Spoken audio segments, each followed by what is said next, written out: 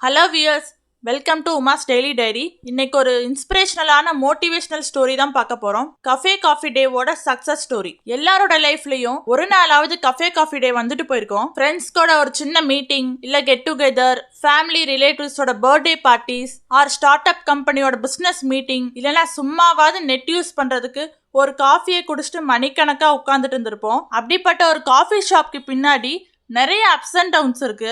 2019ஆம் ஆண்டு பிசினஸ் ஃபீல்ட்ல ஒரு பெரிய ஷாக்கிங் நியூஸ். அது என்னன்னா, CEO and founder of cafe coffee day shop VG Siddhartha Netravati ரிவர்ல குதிச்சு தற்கொலை பண்ணிட்டாரு. இந்தியால பெரிய பணக்காரர், நம்பர் 1 இந்தியன் பிசினஸ் மேன் ஏன் தற்கொலை பண்ற அளவுக்கு போயிட்டாருன்ற ஷாக் எல்லாருக்குமே இருந்துச்சு. அவங்க ஷாப்ல ஒர்க் பண்ற 30,000 ஒர்க்கர்ஸ், அவரை நம்பி இன்வெஸ்ட் பண்ண investors, business and politics field இருக்கிற எல்லாருக்கும் ஒரு பேர் அதிர்ச்சியா இருந்துச்சு. அவர் ஏன் அந்த முடிவு எடுத்தாரு? அந்த டைம்ல கஃபே காஃபி டேன்ற சாம்ராஜ்யமே அழிஞ்சதுன்னு நிறைய பேர் நினைச்சாங்க. பட் அவங்க வைஃப் மாளவிகா ஹெக்டே ஒரு சிங்க பெண்ணா படுத்திருந்த பிசினஸ் தூக்கி நிறுத்தினாங்க.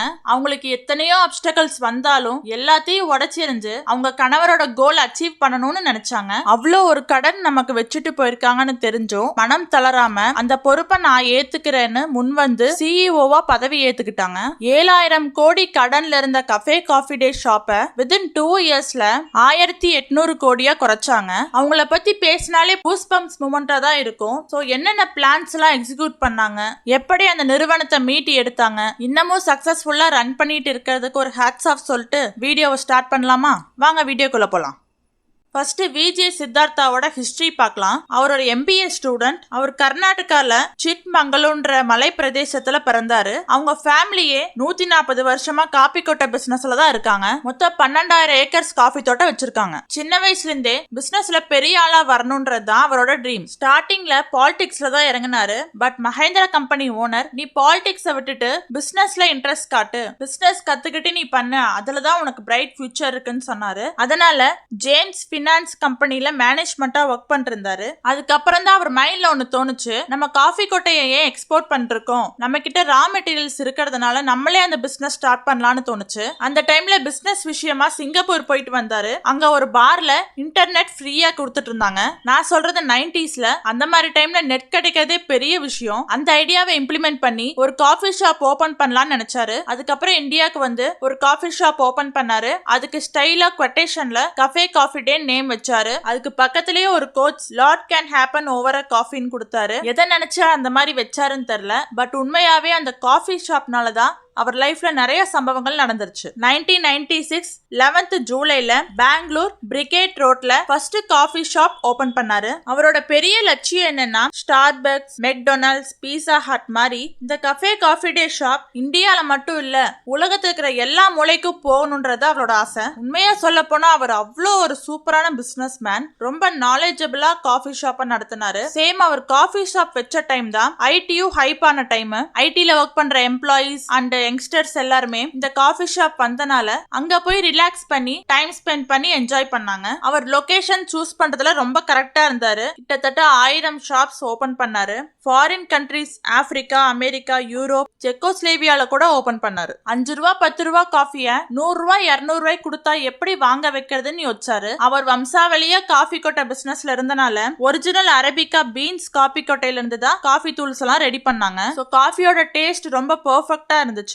இன்னொன்னு, நீங்க அங்க போய் உட்கார்ந்துட்டு ஒரு காஃபி மட்டும் குடிச்சா போதும், எவ்வளவு நேரம் வேணா நீங்க நெட் யூஸ் பண்ணிக்கலாம், எவ்வளவு நேரம் வேணா அரட்டி அடிச்சுக்கலாம், உங்களை யாரும் வெளியில போன்னு சொல்லவே மாட்டாங்க. சோ அவ்வளோ ஸ்பேஸ் கொடுத்தாரு. அடுத்து அங்க இருக்க சோஃபா மத்த ஷாப் விட அது ரொம்ப யூனிக்கா இருக்கும். அந்த சோஃபா அவரோட சொந்த காஃபி தோட்ட மரங்கள்ல இருந்து செய்யப்படுறது. அவ்வளோ குவாலிட்டியாவும் சூப்பராவும் ஒவ்வொரு விஷயம் பண்ணாரு. அடுத்து வெர்டிகல் இன்டகிரேஷன் மெத்தட் அப்ளை பண்ணாரு. அதாவது அந்த காஃபி ஷாப்ல இருந்து வர 1 ரூபாயா இருந்தாலும் அது ஸ்ட்ரெயிட்டா விஜே சித்தார்த்தாவோட பாக்கெட்ல தான் விழுகும். நடுவுல எந்த விதமான தேர்ட் பார்ட்டிஸும் அவர் அலோவ் பண்ணல. இது மாதிரி பிசினஸ்ல நிறைய மணி இன்வெஸ்ட் பண்ணி அதுல லாபமும் பார்த்தாரு. 2019ல 1,752 காஃபி ஷாப்ஸ் உலகம் முழுக்க இருந்துச்சு. உலகத்திலேயே ஃபாஸ்ட் ஃபுட் சைனோ ரெஸ்டாரண்ட் சொல்லக்கூடிய லிஸ்ட்ல கஃபே காஃபி டே ஷாப் 45வது இடத்துல இருந்துச்சு. 25,000 கோடிக்கு அதிபதியானாரு. இந்தியாலே பெரிய பணக்காரரா இருந்தவர் பண்ண ஒரே தப்பு டைவர்சிபிகேஷன். அவருக்கு வந்த டர்ன் ஓவர் அமௌண்ட்ல நிறைய பிசினஸ் ஸ்டார்ட் பண்ணிட்டே இருந்தாரு. ஃபார் எக்ஸாம்பிள் மைண்ட் ட்ரீன்ற ஐடி கம்பெனிக்கு இன்வெஸ்ட் பண்ணாரு. அப்புறம் நிறைய ஐடி பார்க் ஸ்டார்ட் பண்ணாரு, டெக்னாலஜிக்கல் பார்க் ஸ்டார்ட் பண்ணாரு, ஒரு லாஜிஸ்டிக்ஸ் கம்பெனி ஸ்டார்ட் பண்ணாரு. இந்த மாதிரி பல வகையான பிசினஸ் ஸ்டார்ட் பண்றதுனால நிறைய கடன் வாங்க ஆரம்பிச்சாரு. ஒரு கட்டத்துல 2 கோடி வருஷத்துல டர்ன் ஓவர்னா 6 கோடி கடன் ஆயிடுச்சு. இந்த கடன் பிரஷர் ரொம்ப பாதிச்ச டைம்ல ஒரு நாள் பெங்களூர்ல இருந்து சிக்மங்களூர் போயிட்டு இருந்தாரு. நடுவுல நேத்ராவதி ரிவருக்கு மேல ஒரு பிரிட்ஜ கிராஸ் பண்ணிட்டு இருந்தாரு. சோ டிரைவர்ட்ட ஒரு காரை நிப்பாட்ட சொல்லி நீங்க இங்கேயே வெயிட் பண்ணுங்க, நான் அந்த பிரிட்ஜ்ல போய் ஒரு வாக் பண்ணிட்டு வரேன் அப்படின்னு சொல்லிட்டு போனாரு. அப்படி சொல்லிட்டு போனவர் வரவே இல்ல. எல்லாரும் எங்கெங்கயோ சர்ச் பண்ணாங்க. நியர்லி 2 டேஸ்க்கு அப்புறம் நேத்ராவதி ரிவர்ல அவரோட பாடி கரை ஒதுங்குச்சு. விச் மீன்ஸ் 29th ஜூலையே அவர் ஆத்துல குதிச்சு தற்கொலை பண்ணிருக்காரு. 31st ஜூலை தான் அவர் பாடியை கண்டுபிடிச்சாங்க. அப்ப அவர் கைப்பட எழுதின ஒரு லெட்டர் கிடைச்சது. அந்த லெட்டர்ல 37 வருஷம் என்னோட பிசினஸ் வாழ்க்கையில நான் யாரையுமே ஏமாத்தணும்னு நினைக்கல. கடன் கொடுத்தவங்களும் இன்வெஸ்டர்ஸும் எனக்கு ரொம்ப பிரஷர் பண்ணாங்க. என்னால கடனை திருப்பி செலுத்த முடியல. பட் டாக்ஸ் எல்லாம் நான் கரெக்டா கட்டிட்டு தான் இருந்தாலும் 2017ல ஐடி ரெய்டு வந்துச்சு. அதுல 650 கோடி டாக்ஸ் கட்ட சொன்னாங்க. மைண்ட் ட்ரீ கம்பெனில இருந்து வந்த ஷேரையும் தடுத்து நிறுத்திட்டாங்க. இன்கம் டாக்ஸ்ல இருந்து ஒருத்தர் ரொம்ப டார்ச்சர் பண்ணாரு. என்ன ரொம்ப அவமதிப்பா பேசி அவமானப்படுத்திட்டாரு.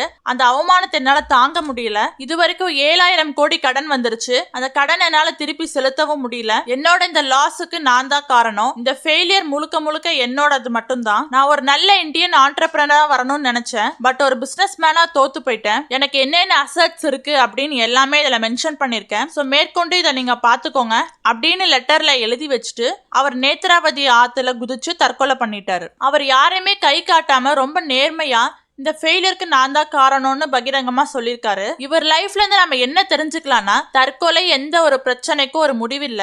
சரி, ஓகே, இப்ப அவர் இறந்துட்டாரு. காஃபி ஷாப் 7,000 கோடி கடன்ல இருக்கு. இந்த மாதிரி ஒரு சிச்சுவேஷன்ல விஜய் சித்தார்த்தாவோட வைஃப் மாளவிகா ஹெக்டே கம்பெனியோட சிஇஓவா பொறுப்பேற்றுக்கிட்டாங்க. Karnataka former chief minister SN. கிருஷ்ணாவோட பொண்ணுதான் அவங்க. காஃபி ஷாப் ஓபன் பண்ணதுக்கு அப்புறம் இவங்க ஒரு போர்ட் மெம்பரா இருந்தாங்க.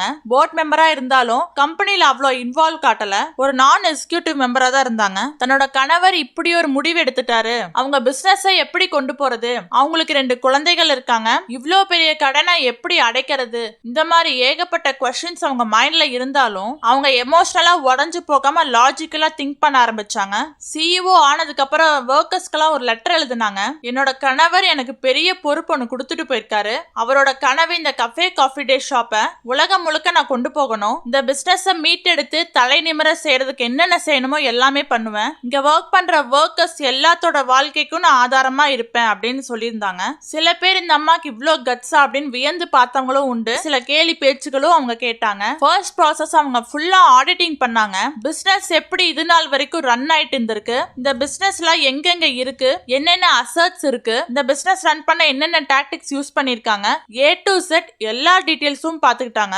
அடுத்து தேவையில்லாத அசட்ஸ் எல்லாம் வித்துட்டாங்க. அதே மாதிரி cafe coffee day shop work ஆகாம நிறைய இடத்துல இருந்துச்சு. கிட்டத்தட்ட 500 அவுட்லெட்ஸ் க்ளோஸ் பண்ணிட்டாங்க. அதெல்லாம் ஒர்க் ஆகாத ஷாப்ஸ். இந்த மாதிரி அசட்ஸ் எல்லாம் வித்துட்டு ஓரளவுக்கு கடன் அடைச்சாங்க. இவங்களுக்கு இன்னொரு சவாலான பீரியட் கூட வந்துச்சு. இவங்க சிஇஓவா பொறுப்பேற்றுக்கிட்ட பீரியட் கொரோனா டைம். அந்த கொரோனா பீரியட்ல கூட கோவிட் ரூல்ஸ் எல்லாம் கரெக்டா ஃபாலோ பண்ணி கடையை ஓபன் பண்ணி வச்சாங்க. கஃபே காஃபி டேவோட பெரிய பலமே கஸ்டமர்ஸ் தான். சோ அந்த கஸ்டமர்ஸோட வீக்னஸை யூஸ் பண்ணி நிறைய சஜஷன்ஸ் அவங்களுக்கு வந்துச்சு. காஃபியோட ரேட் அதிகப்படுத்தலாம் சொன்னாங்க. பட் மாளவிகா ஹெக்டே அப்படி பண்ணல. ₹1 கூட உயர்த்தல.